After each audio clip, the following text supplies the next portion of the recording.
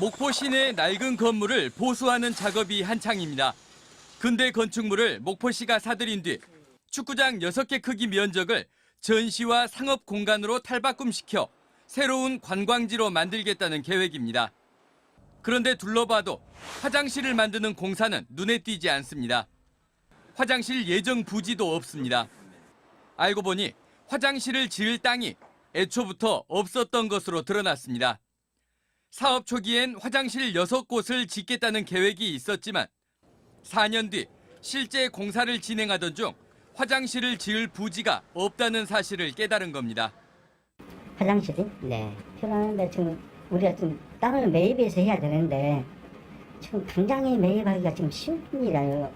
전시관 만들 건물 매입에만 신경 쓰다 보니 화장실 공간을 아무도 생각하지 못했다는 건데 부랴부랴 화장실 부지를 알아보려 해도 땅값은 이미 2~3배 뛴 상황.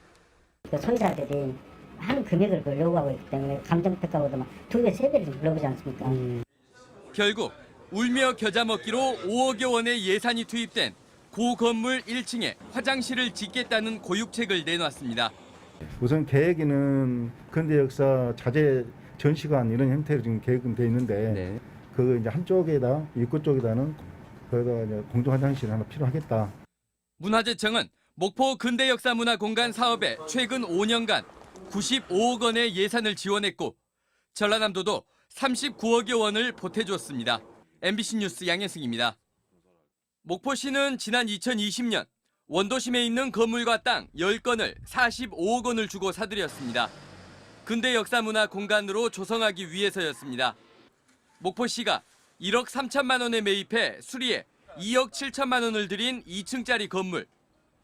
시민 아이디어를 실현시키는 문화실험 소통공간으로 내걸었던 곳인데 지금은 창고나 다름없습니다. 안 열는데?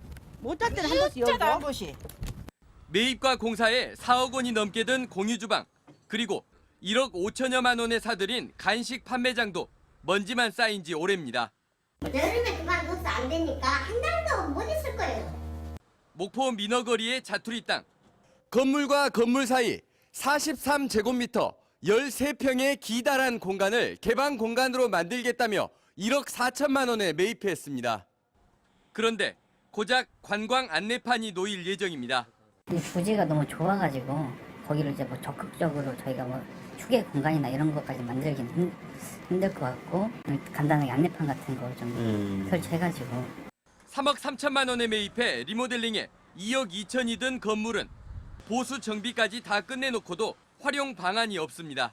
선착 문화 플랫폼이라고 네. 좀 사용을 하기로 했었는데요. 정확하게가 결정이 안 나가지고 사정이 이런데도 목포시는 15억 원을 들여 또 다른 건물을 모자를 전시 체험하는 공간과 기와장을 전시하는 공간으로 만들고 있습니다. 담당 공무원마저 수차례 바뀌면서 500억짜리 목포 근대역사문화 공간 사업은 방향을 잃은 채 표류 중입니다. MBC 뉴스 양현승입니다. 오래된 근대 건물을 매입해 역사 문화 공간으로 만드는 사업이 목포에서 추진되고 있는데요. 목포시가 특정 건물을 행정 절차까지 생략해가면서 매입해 논란이 커지고 있습니다. 알고 보니 시내버스 회사 회장의 가족 소유였습니다. 양현승 기자입니다. 총 사업비 500억 원을 투입해 조성하고 있는 목포 근대역사문화공간에 위치한 한 창고 건물. 지난 1958년 지어졌는데 앙상한 나무 기둥만 남아있고 자재들도 썩거나 부서져 교체해야 할 상황. 목포시는 이 창고가 근대 역사적 활용 가치가 있다며 2년 전 1억 7천여만 원에 매입했는데 보수 공사비가 3억 원 가까이 들었습니다. 건물 상태는 어땠습니까? 안 좋지. 썩어가지고 다 그런 썩은 것들 때문에 이제 보강 작업을 하는 거예요. 인근의 또 다른 목조 건물.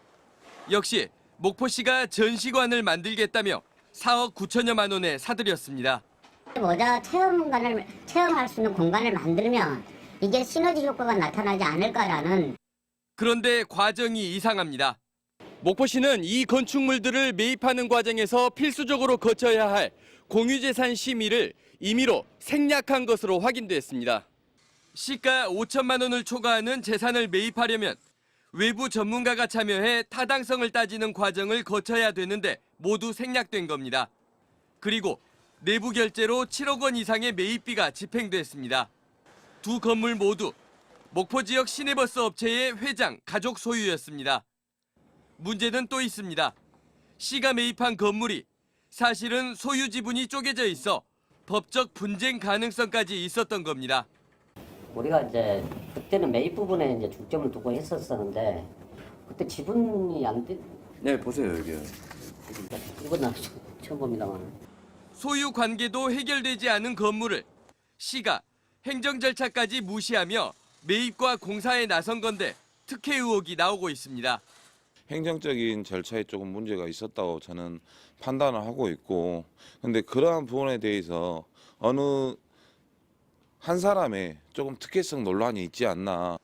목포시는 매입 과정에 대한 내부 조사에 나섰고 전남도청은 공유재산 취득 행정 전반에 대한 감사를 벌이겠다고 밝혔습니다. MBC 뉴스 양현승입니다.